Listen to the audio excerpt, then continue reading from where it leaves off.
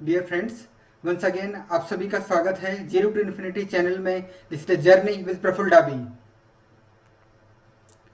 This is the episode number 21 and this will be dedicated to the human mind, या जो layer L3 है इसके ऊपर ये हमारा एपिसोड डेडिकेटेड रहेगा। We are continuing our concept series for the India and this is the part number 9। ये हमारा लीगल डिस्क्लेमर है मेरे मित्रों, कृपया एक बार इसे पढ़ लीजिए। Thank you very much, dear friends, for your kind affection and the suggestions. Hope you have read the legal disclaimer and enjoyed the episodes on the Corona and the COVID-19 series and the episodes of the concept series. मुझे आशा ही नहीं बल्कि पूरा विश्वास है कि आपने concept series के जो कॉन्सेप्ट हैं उन्हें अच्छे तरीके से पढ़ा होगा और उसे समझा होगा। यदि कोई भी किसी भी तरीके की कुछ प्रॉब्लम होती है तो निसंदेह आप मुझे कॉल कर सकते हैं, मुझसे कांटेक्ट कर सकते हैं। These are very logical techniques and very simple techniques जिनके की ऊपर चलकर आप अपने जीवन को कुछ बेहतर बना सकते हैं। निसंदेह ये आपके लिए कुछ उपयोगी रहेंगे। Welcome in the concept series, welcome in the new world. ये हमारा कुछ कॉन्सेप्ट का समरी है और थोड़ा आपका क्या बोलते हैं, आपकी हेल्प के लिए मैंने साइड में ये लिख रखा है कि ये कौन से एपिसोड के अंदर इनका अगर आपको विस्तार करना है तो कौन से एपिसोड के अंदर मिल पाएंगे। लाइक एपिसोड नंबर 14 में पहले 3 कॉन्सेप्ट है, एपिसोड नंबर 15 में अगले कुछ कॉन्सेप्ट है। इस तरीके से हम गो ऑन कर सकते हैं। और जो भी आपको लगता है कि इस कॉन्सेप्ट को मुझे थोड़ा पल्लवन करना है या कुछ विस्तार करना है तो आप उस पर्टिकुलर एपिसोड पे जाकर उसे देख सकते हैं।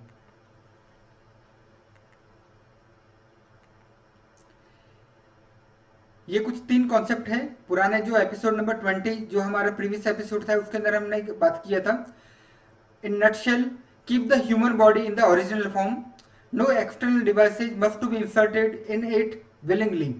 अपने जो भी बॉडी आपने को भगवान ने दिया है उसे पूरी तरीके से ओरिजिनल रखने का है।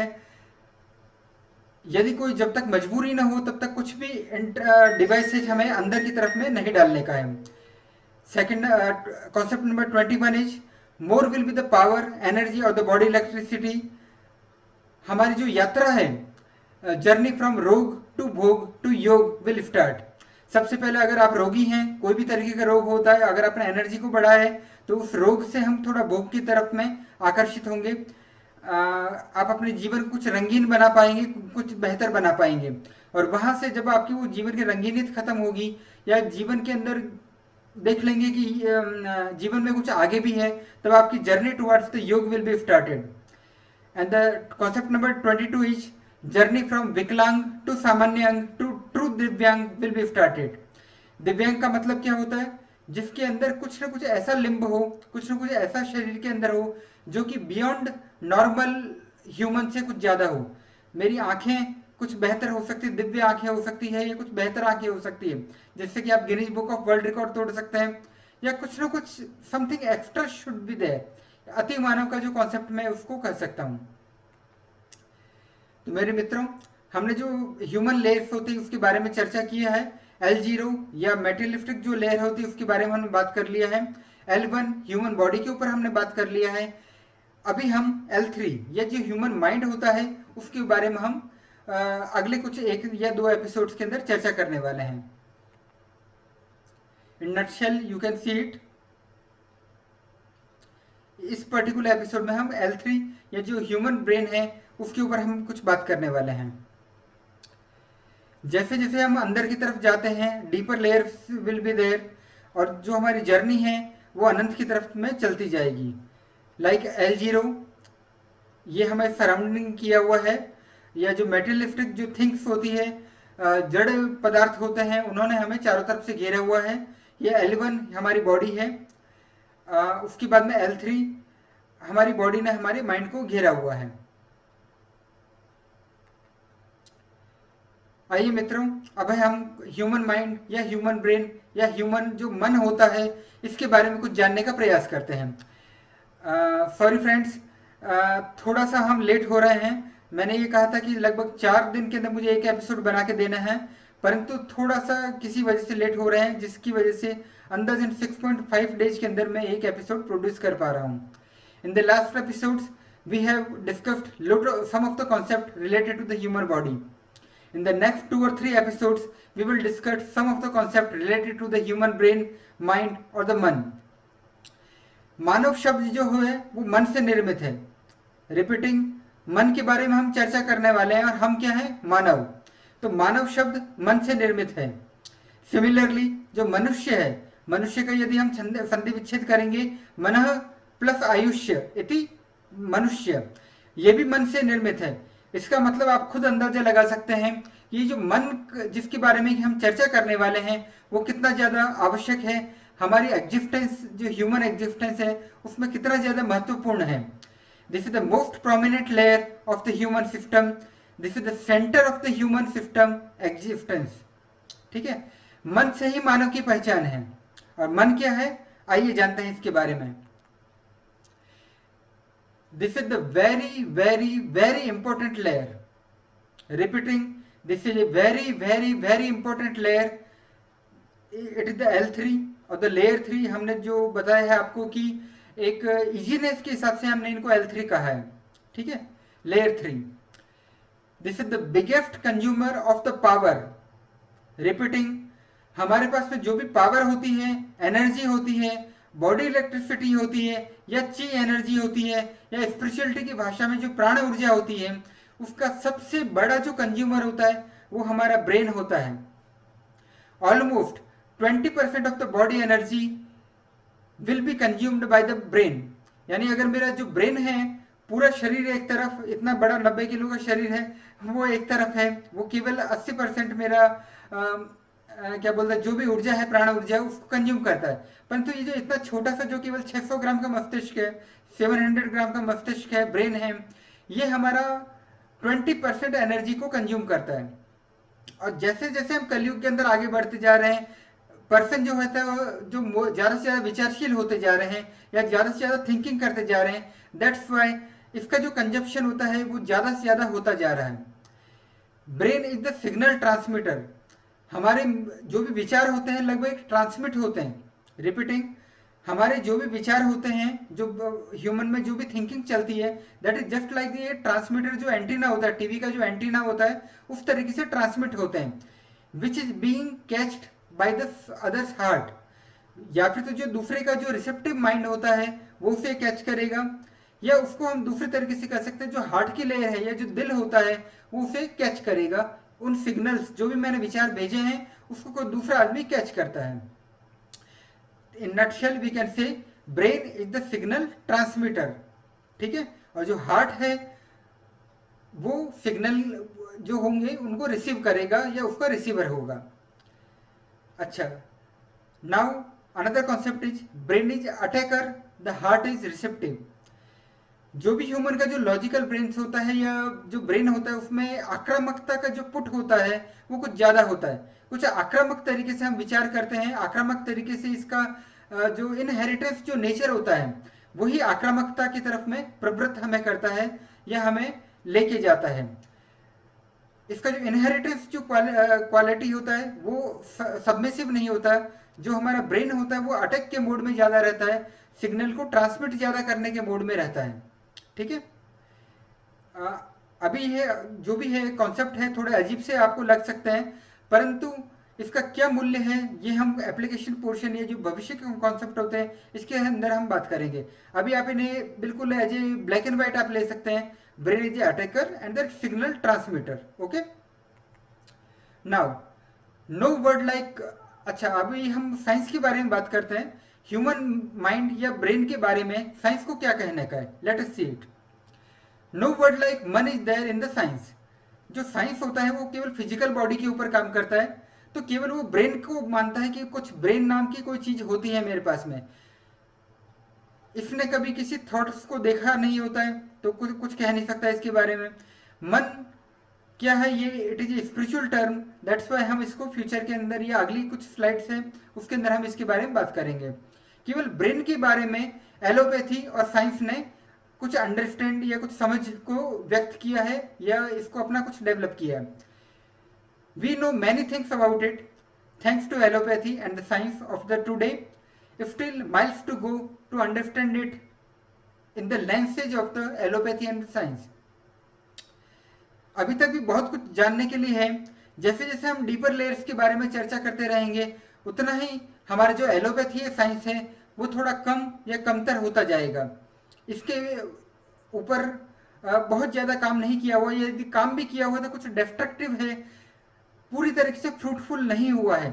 साइंस हमारे जो ब्रेन है उसकी फंक्शनिंग के बारे में जानने का पूरा प्रयास कर रहा है, परंतु उसकी एक सीमा है। अभी तक भी वो जो लिमिट चाहिए होता है जिससे कि मैं अपने जीवन की समस्याओं को दूर कर पाऊँ, वो लेवल अभी तक नहीं आया है। एक प्रॉब्लम को सॉल्व करने जाऊंगा, दूसरा कुछ प्रॉब्लम नया क्रिएट कर देगा। तो इसीलिए science is very good for the L0 layer, जो भी आउटर लेयर है मटेरियल के लिए, इसके लिए साइंस अच्छा है। बॉडी कुछ कुछ जानना शुरू किया है, कुछ अच्छा है, कुछ हेल्पफुल है मेरे लिए, परंतु ब्रेन जहां पर स्टार्ट हो जाता है, higher layers are getting started, that's why थोड़ा सा साइंस अभी कम पढ़ना शुरू हो जाएगा। और अध्यात्म के अंदर इसके जो सॉल्यूशंस हैं आपके जीवन को बेहतर बनाने के लिए, वो कुछ ज़्यादा बेहतर हमें सॉल्यूशंस अध्यात्म में या स्पिरिचुअलिटी के अंदर या स्पिरिचुअल साइंस के अंदर मिल पाएंगे। और हम अपने फ्यूचर्स के अंदर एपिसोड में इन्हीं के ऊपर चर्चा करना शुरू करेंगे। और जैसा कि आपने देख ही लिया होगा, यदि आपने जरा सा भी ध्यान से देखा होगा तो, कि कोरोना कॉन्सेप्ट के अंदर बहुत ही छोटे छोटे कॉन्सेप्ट से हमने अपना कोरोना ठीक करने का प्रयास किया। This is a combination of the left and the right brain. Left brain is logical and the mathematically orientation, and the right brain is creative and the art orientation. यानी जो लेफ्ट वाला जो brain होता है, left वाला brain वो logical कुछ ज़्यादा होता है, और मैथमेटिकल टाइप में जो भी बंदे होते हैं उनका जिनका भी मूड होता है मैथमेटिकल टाइप में, उनके लिए लेफ्ट ब्रेन जो होता है वो कुछ ज़्यादा एक्टिव रहता है। जो राइट ब्रेन जिनका भी एक्टिव होगा वो कुछ क्रिएटिव किस्म के लोग होते हैं, उनके अंदर आर्ट या जो कला के प्रति काफ़ी अच्छी संवेदनशीलता होती है, और कला के प्रति उनका प्रवृत्ति कुछ ज़्यादा होते हैं, वो कुछ रंग बिरंगे होते हैं। अगर हम नक्शल में अगर हम देखें तो जो लेफ्ट ब्रेन होगा वो लॉजिकल होगा, एक्यूरेट होगा, एनालिटिकल होगा, रीजनिंग होगा, मैथमेटिकल होगा, प्रैक्टिकल होगा, स्ट्रेटेजिक होगा, कंट्रोल को ज़्यादा करना चाहेगा। और जो साइंस जो होता है, विज्ञान होता है, वो लेफ्ट ब्रेन के ऊपर ज़्यादा हेल्पफुल रहेगा। ठीक है। और अगर हम राइट ब्रेन के बारे में बात करें, मस्तिष्क के अगर हम दाएं हिस्से के बारे में बात करते हैं, ये वाला जो है, उसके अंदर कला के प्रति कुछ ज़्यादा समझ होगी, आर्ट के प्रति कुछ ज़्यादा बेहतर होगी, फ्रीडम वो चाहेगा, उसको स्वतंत्रता की इच्छा होगी, पैशन होगा, विविड होगा, डिफरेंट टाइप में कलरफुल टाइप में कुछ उसका जीवन हो जाएगा, कलरफुल थिंकिंग उसका होना शुरू हो जाएगा, more and more creative will be there. ठीक है। तो लेफ्ट हिस्सा लॉजिकल, राइट हिस्सा कलात्मक या क्रिएटिव। अच्छा, आश्चर्य की बात है, यही तो प्रकृति की अद्भुत देन है मेरे मित्रों। Left brain control the right part of the human body. Repeating, left brain control the right part of the human body and the right brain is controlling the left part of body. बिल्कुल थोड़ा cross होता है, गलती से इसमें थोड़ा कुछ गलत लिख दिया मैंने, क्रॉस की तरह में रहेगा। लेफ्ट ब्रेन राइट लिम्स या राइट शरीर को कंट्रोल करने वाला लेफ्ट ब्रेन हो गया। राइट ब्रेन क्या करेगा, लेफ्ट वाली जो शरीर होगा उसको कंट्रोल करेगा। यानी किसी भी वजह से अगर मुझे सपोज बाएं या लेफ्ट हिस्से में पैरालिसिस हो जाता है, इसका मतलब कुछ ना कुछ मेरे राइट ब्रेन के अंदर प्रॉब्लम है। और यदि मेरे दाएं मस्तिष्क का जो दायां हिस्सा होता है उसके अंदर अगर बॉडी का अगर मेरा दायां हिस्सा अगर पैरालाइज हो जाता है, तो इसका मतलब ये होता है कि लेफ्ट वाले ब्रेन में कुछ ना कुछ सर्किट में प्रॉब्लम आया है या नर्व में कुछ प्रॉब्लम आया है। Right brain is right and is of greater importance than the left brain. This is the concept. क्यों है, फ्यूचर के एपिसोड आपको बता देंगे, फिलहाल इसको आप एक लॉजिक की तरह ले सकते हैं। Right brain is more important than the left brain. The creative side of the mind is of the greater important than the left and the logical brain. जितने भी एवरेज जो पर्सन होते हैं उनको हम लॉजिकल ब्रेन्स एक limit तक लेके जाएगा, परंतु यदि आपको आइंस्टीन बनने का है, निकोला टेस्ला बनने का है, न्यूटन बनने का है तो कुछ ना कुछ क्रिएटिविटी का होना अत्यंत आवश्यक है। कुछ नया ज्ञान होने के लिए क्रिएटिविटी का होना अत्यंत आवश्यक है। That's why the right brain is more important then the left brain. In other words, poet, singers, musician, painter, colorful persons, sensitive person and the creative person, हर वो पर्सन जो कि राइट ब्रेन को ज़्यादा काम में ले रहा है वो ह्यूमैनिटी के एक बेटर लेवल पे है देन द लॉजिकल पर्सन्स। यानी एक मैथमेटिशियन से ज़्यादा बेहतर है एक अच्छा संगीतज्ञ। ठीक है, शायद आपको ये आज की दुनिया में अजीब लग रहा होगा कि लॉजिक ही सब कुछ है, परंतु मैं फिर बोल रहा हूँ एक आम जिंदगी जीने के लिए लॉजिक काफ़ी है आपके लिए। परंतु अगर आपको आइंस्टीन बनना है, निकोला टेस्ला बनना है, जीवन को काफ़ी गहरे अर्थों में समझने का है या जीवन में कुछ एक नई खोज करनी है तो संभवतः आपको राइट ब्रेन का ज़्यादा इम्पोर्टेंट आपके लिए होगा और उसे एक्टिवेट करना हमारे लिए ज़्यादा बेहतर होगा। एक्टिवेट कैसे करेंगे इसके बारे में हम फ्यूचर के अंदर जो एपिसोड कुछ आने वाले हैं उसमें हम चर्चा करेंगे। Generally women have more activated right brain. जो वुमेन है, जो औरत होती है, जो जिनका कि जेंडर नारी होता है, उसके अंदर जो ऑटोमेटिकली ईश्वर की दया से नेचुरली ही राइट ब्रेन या जो क्रिएटिव मस्तिष्क होता है वो कुछ ज़्यादा एक्टिवेटेड होता है। इसीलिए स्त्रियां लॉजिकल कंपेरेटिवली कम होती है परंतु क्रिएटिविटी एक्सट्रीम लेवल के अंदर होती है। Hence they are more creative, more sensitive and more सरस। सरस मीन्स विद रस। ब्रह्म बोर नहीं करना चाहता आपको, जो ब्रह्म ये जो L7 लेयर जो होगी उसके बारे में हम बोलेंगे। रसो व सह, यानी ब्रह्म क्या है, जो रस की तरह है, जो हमारा हार्ट होना चाहिए वो रसों से परिपूर्ण होना चाहिए। नवरस जो बोला जाता है उससे परिपूर्ण होना चाहिए। तो जो स्त्रियां होती है वो सरस विद रस है। कोई जरूरी नहीं है पॉजिटिव वाले रस होंगे, हास्य रस होंगे, श्रृंगार रस होंगे या नेगेटिव वाले रस होंगे लाइक विभत्स रस होंगे या कोई दूसरा जो नेगेटिव वाले रसेज होंगी, कुछ भी होगा परंतु वो रसों से परिपूर्ण होंगी। ठीक है, बिकॉज उनका जो राइट ब्रेन होता है वो ज़्यादा एक्टिवेटेड रहता है। And the man have more activated logical left brain. जो आदमी होंगे वो ज़्यादा गणितज्ञ टाइप में होते हैं, ज़्यादा लॉजिकल होते हैं। That's why they are very less sensitive and the नीरस। बहुत ही बोरिंग से आदमी होते हैं, आदमी है थोड़ी बोरिंग होंगे, नीरस होंगे, बिना रसों के होंगे। और जो औरत होंगे कुछ सरस होंगे, विद रस होंगे। ठीक है, जो हमारा हिंदी का व्याकरण है, हमारी जो संस्कृत भाषा है वो अत्यधिक वैज्ञानिक भाषा है। स्पिरिचुअलिटी से पूरी तरीके से जुड़ी हुई ये भाषा है। हर शब्द अपने आप में कुछ कहता है। हम अपने दोहों के बारे में, हिंदी भाषा के बारे में, हिंदी व्याकरण के बारे में, संस्कृत व्याकरण के बारे में भी हम धीरे धीरे करके चर्चा करेंगे किस तरीके से ये वर्ड आए। कितने छोटे से दो वर्ड है, सरस और नीरस, परंतु इनसे हमें ब्रेन का फंक्शनलिटी भी समझ में कुछ आने का हो सकता है। तो आप खुद देखेंगे कि हिंदी भाषा के अंदर कितनी ज़्यादा पोटेंशियल है, कितना ज़्यादा गहराई है। और मेरे मित्रों, स्पिरिचुअलिटी को अगर जानना है तो संस्कृत को हमें थोड़ा बेहतर तरीके से जानने का आवश्यकता होता है। बहुत सारे शब्द आपको ऑटोमेटिकली स्पिरिचुअलिटी की तरफ लेके जाना शुरू कर देंगे। As the right brain is right, जो राइट ब्रेन है वो ज़्यादा गहराई रखता है, ज़्यादा इंपॉर्टेंट है। Creative mind is more important than the logical mind. That's why and the women are using the right brain.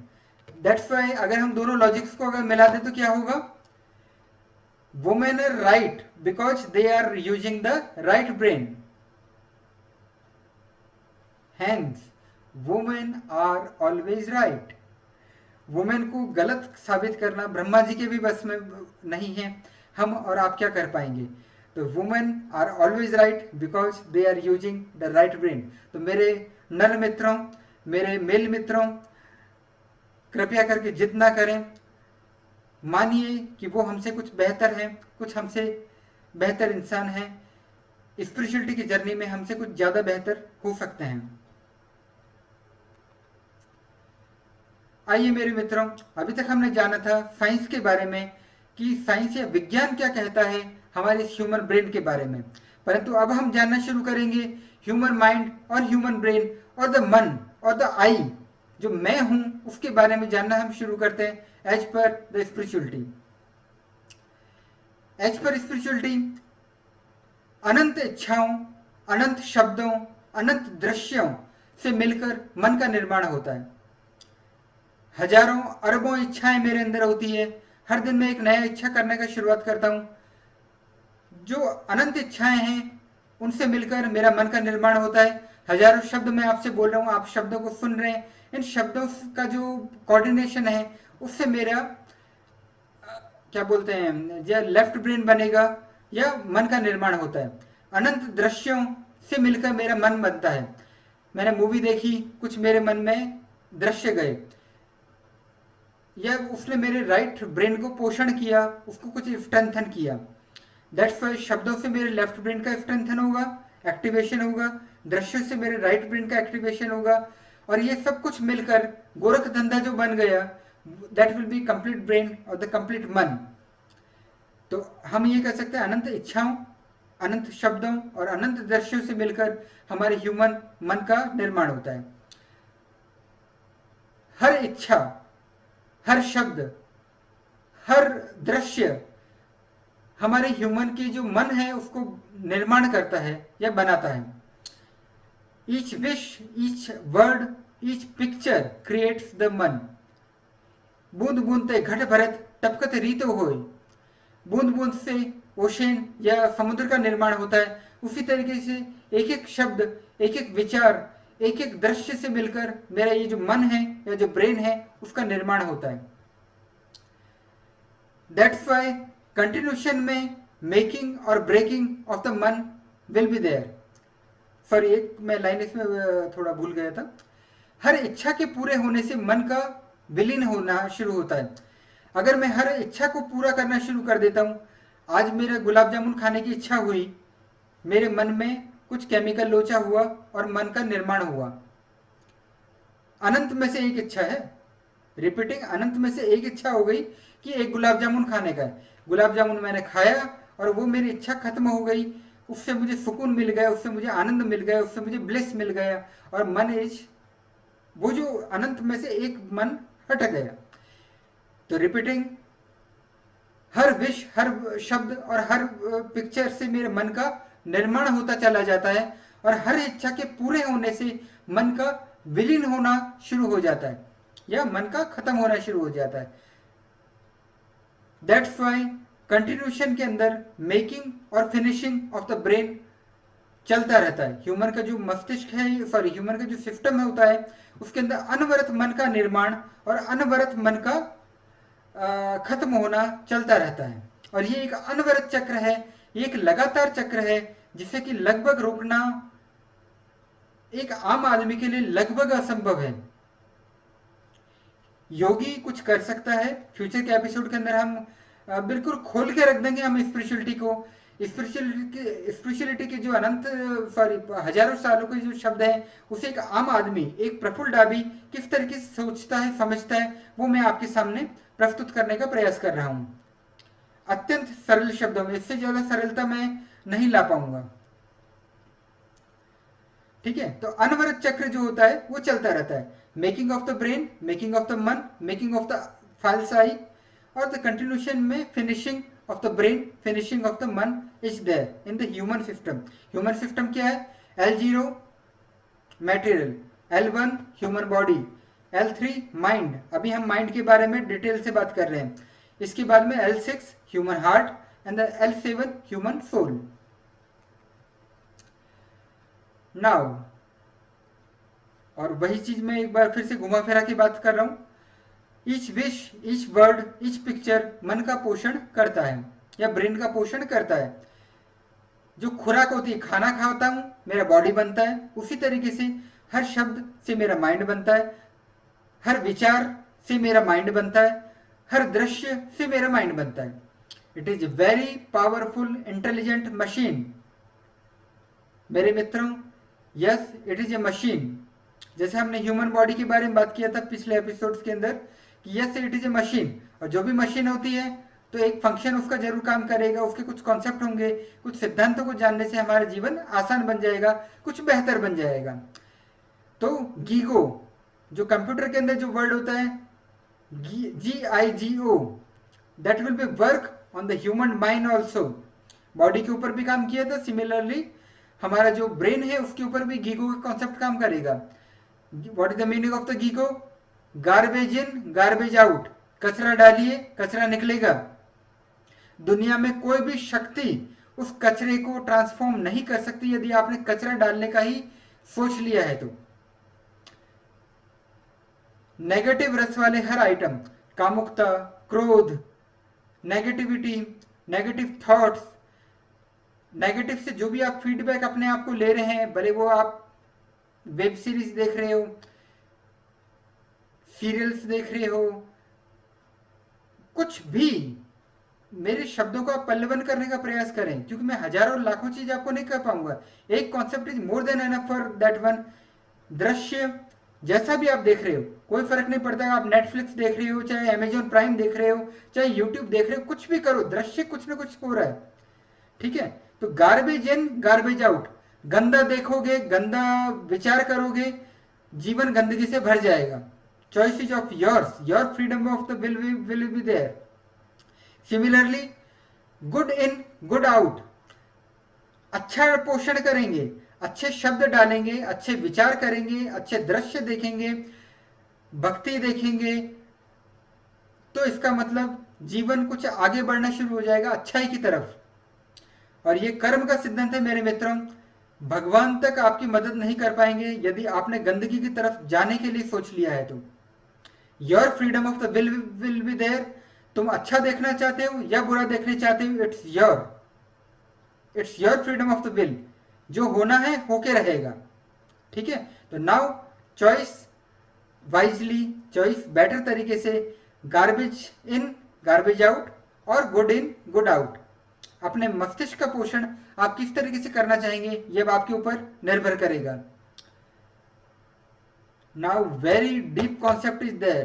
पूरी स्पिरिचुअलिटी का निचोड़ मैंने इसमें अगली 2 लाइन में रखने का प्रयास किया है मेरे मित्रों। अभी कुछ समझ में नहीं आएगा मे बी, परंतु फ्यूचर में ये एक रामबाण कॉन्सेप्ट्स होने वाले हैं फॉर द कंप्लीट ह्यूमैनिटी। शायद आज आपको मजाक लग रहा होगा, परंतु समय अपने आप को प्रूव कर ही देगा। जैसा कि मैंने बताया, अनंत विचार मेरे दिमाग में है, अनंत शब्द मेरे दिमाग में है, अनंत दृश्य मेरे दिमाग में है, ठीक है। अनंत है सब कुछ, एक इन्फिनिटी की तरफ में है। ऐसा नहीं कि सैकड़ों हजारों इच्छाएं, अनंत इच्छाएं। सैकड़ों अरबों शब्द को मैंने नहीं देखा, billions millions trillions of the शब्दों को मैं जानता हूं, ट्रिलियंस ऑफ द दृश्यों को मैंने देखा है, ठीक है।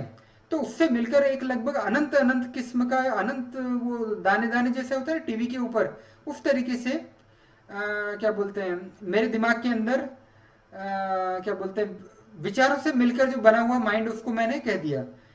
मैं आपका तो एक समय लेना चाहूंगा, वापस एक बार मैं 1 या 2 स्लाइड्स को बैक जाता हूं जिससे कि आप बेहतर तरीके से समझ पाए।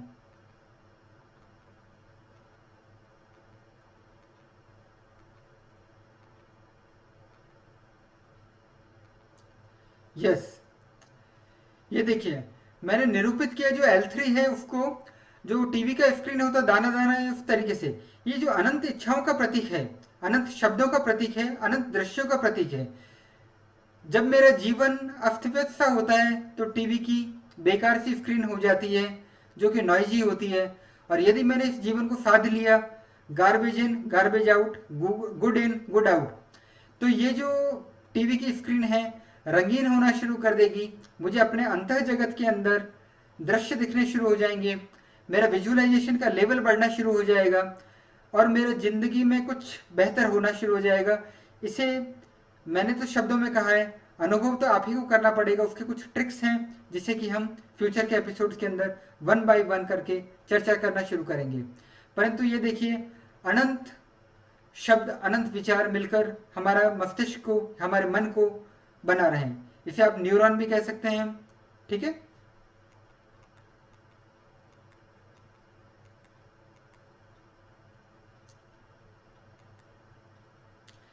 यस, तो मैंने ये बताया था कि पूरी स्पिरिचुअलिटीज का जो निचोड़ है अगली कुछ 4 लाइन में है।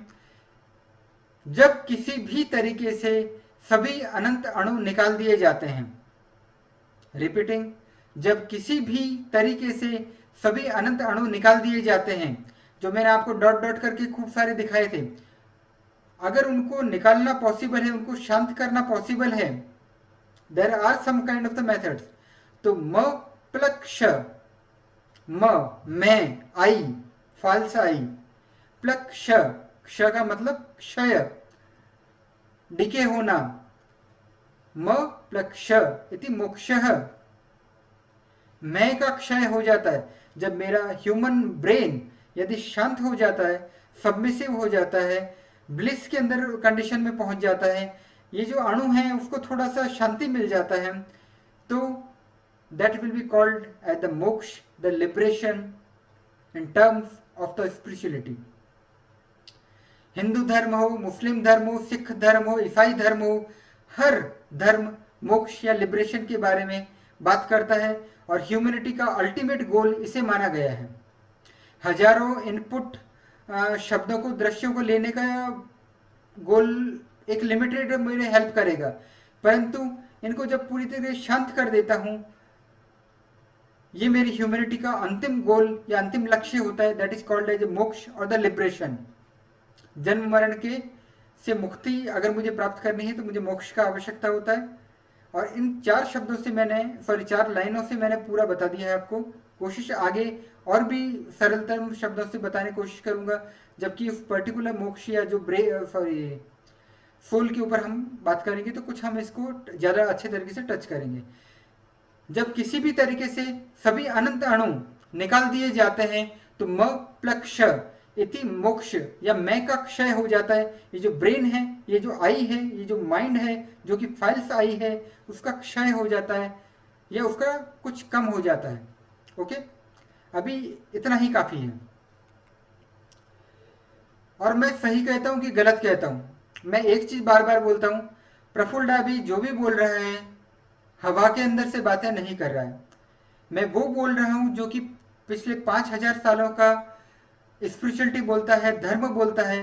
और धर्म, हिंदू के बारे में हम चर्चा करेंगे, मुस्लिम के बारे में चर्चा करेंगे, हर वो धर्म जिनके के अच्छे अच्छे कॉन्सेप्ट्स होते हैं उनको हम लेकर हमारी ह्यूमैनिटी की जो जर्नी होती है उसको हम आगे बढ़ाने का प्रयास करेंगे। और छोटा सा हम टच करेंगे कि आखिर मैंने क्या कहने का प्रयास किया मोक्ष के बारे में।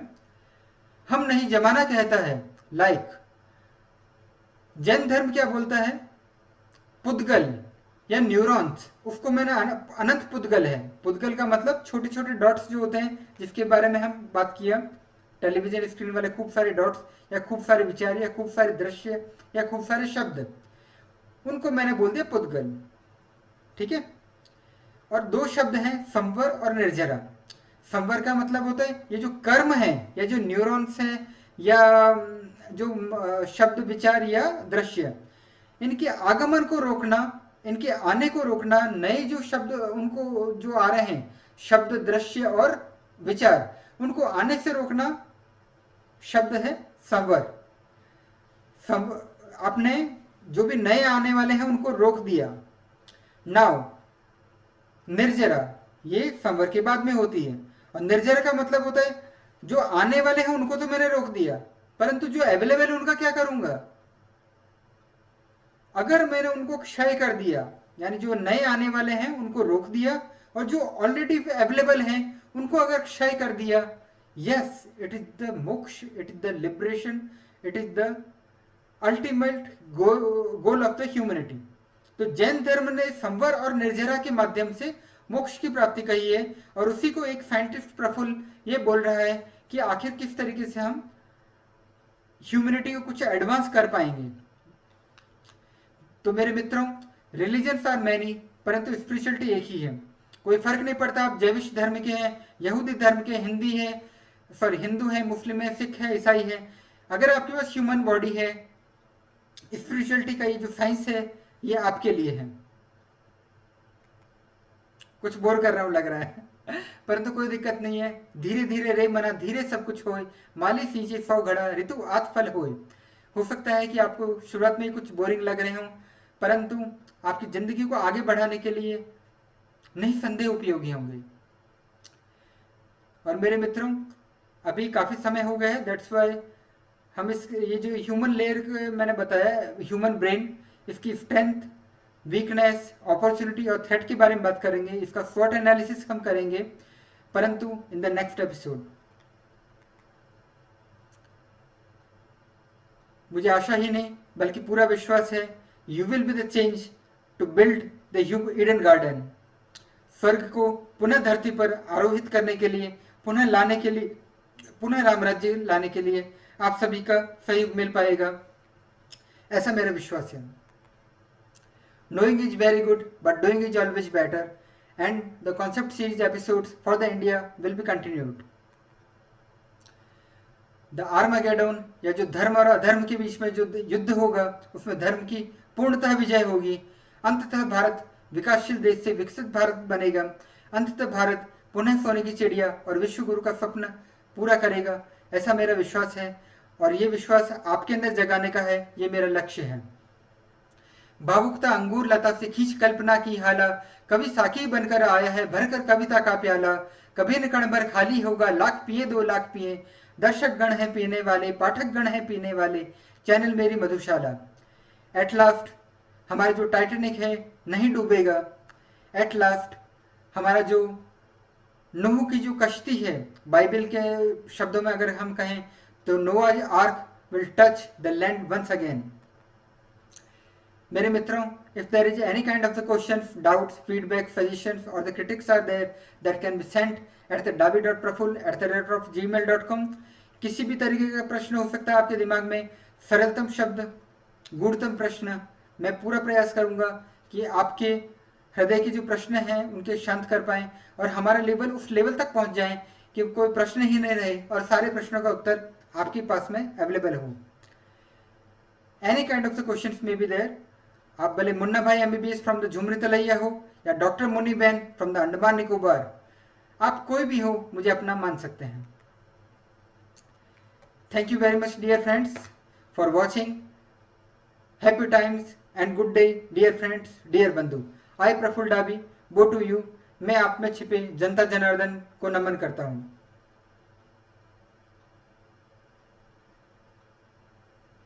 आज की मुलाकात है